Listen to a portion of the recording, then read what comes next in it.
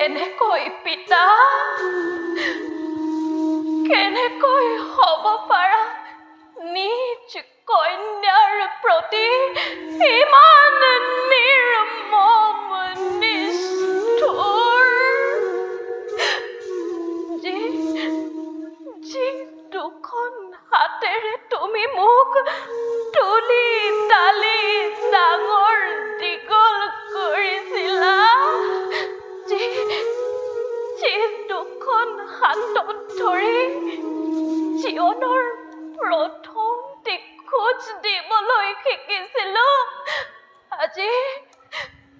আজি সেই দুখন হাতেৰে মোক এবাৰ আঁকোৱালি লোৱাচোন পিতা পাহৰি